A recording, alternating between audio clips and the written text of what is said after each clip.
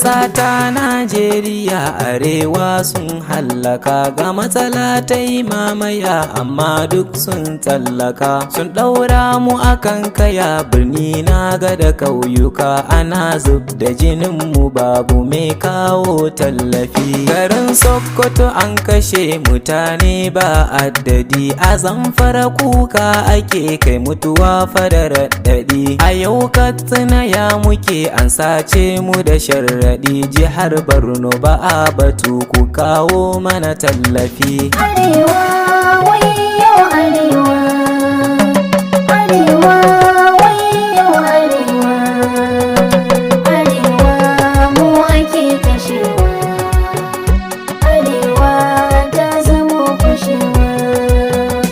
Arewa manya suke sai dai ga mu cikin wuya, kashewa kullum ake amma an ki a waiwaya. Talaka wahala yake kasar tamu da dukiya, kishi za ya kashe mu ga ruwa za a hana mu sha. Ana sace dan adam a yau tamkar tinkiya, su sanya mana sharraɗi a kawo musu dukiya. Tsoron tafiya yau ake kamar bamu da gaskiya, a hanya ta Kaduna har Abuja sun zagaya. Arewa wayo arewa, arewa wayo arewa, arewa mu ake kashewa, arewa ta zamo kushewa.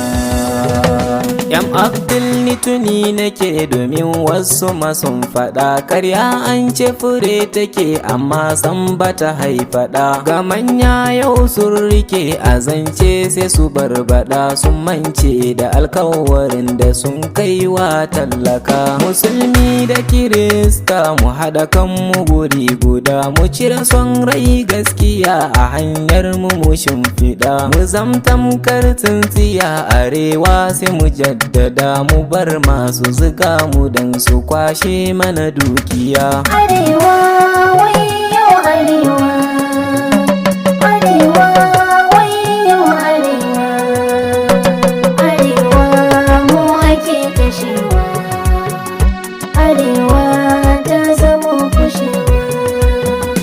Matasa sai mu ankara mu kauce wa mayaudara, birni har ma ƙauyuka su zaga har da karkara, da sun samu biyan bukata duk sai su yi hijira. Idan giwa na fada ciyawa ne da shan wuya, domin shi ne ke kasa a taka ba a waiwaya. Wuya an ce bai kisa manya gun muku tausaya, ni na gane kasar mu tallaka shi ne da shan wuya. Mun gane kasar mu tallaka shi ne da shan wuya.